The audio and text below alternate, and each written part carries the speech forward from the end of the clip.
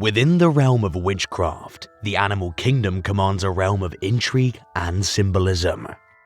In Navajo mythology, the enigmatic figure of the Yi-na-ol-Delushi emerges as a formidable and malevolent witch. This term, when translated, means by means of it, it goes on all fours. This being possesses the uncanny ability to metamorphose into, possess, or cunningly disguise themselves as animals. In American folklore, these legends of rogue medicine men, untrustworthy to all, have found the name Skinwalkers. These nefarious witches possess the power to commandeer the bodies of living animals or even human beings, utilizing their corporeal vessels to traverse the world and carry out their maleficent deeds.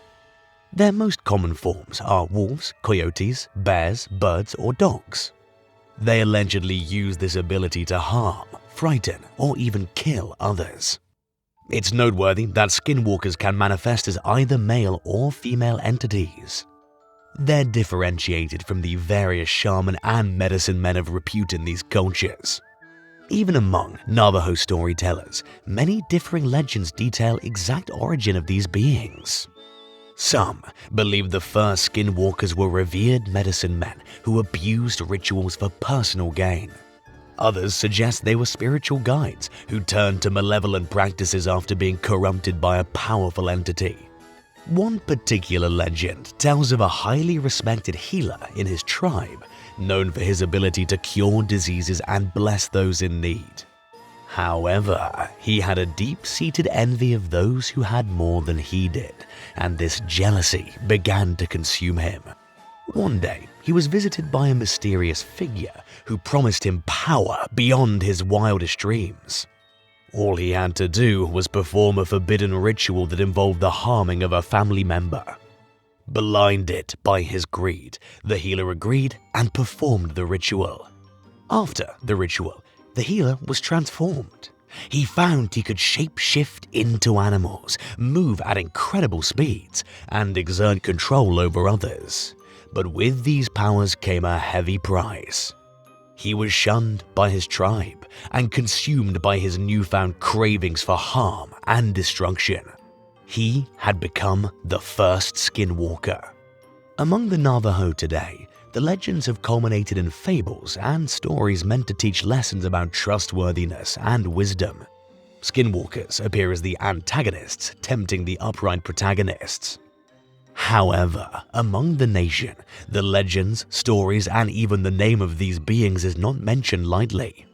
Outside the Navajo, American stories began to appear. Some as mythical, some a little too recent to be tossed aside. The most famous hub of these stories is Skinwalker Ranch, also known as the Sherman Ranch, in the Utah Basin near Ballard, Utah. The rumors and intrigue from the 512-acre property made the lands a crossroad between Native American cryptids, government conspiracies, and UFOs. The parcel itself is a 5-hour drive north from the Navajo reservation, but finds itself near the jurisdiction of the Yintah and Ouray Reservation. The Utah Basin was already well documented as a UFO sighting area by the 1970s, but the reports from the ranch in particular take the cake. One of the first stories dates back to 1994 when the Sherman family bought the ranch. They reported encountering large, ferocious, and seemingly invincible wolves on their property. In one instance, a wolf was reportedly shot multiple times at point-blank range, but it seemed unfazed and eventually wandered off without any sign of injury. The Shermans, as well as later owners and visitors, reported numerous UFO sightings over the ranch. These reports range from strange lights in the sky to actual structured craft of various sizes and shapes. The ranch was also the site of numerous unexplained cattle mutilations. The Shermans reported several of their cows being killed and mutilated, often with surgical precision and without any trace of who or what might have done it. The Sherman family also reported various poltergeist-like activities, such as objects moving on their own, strange noises, and unexplainable damage to their property.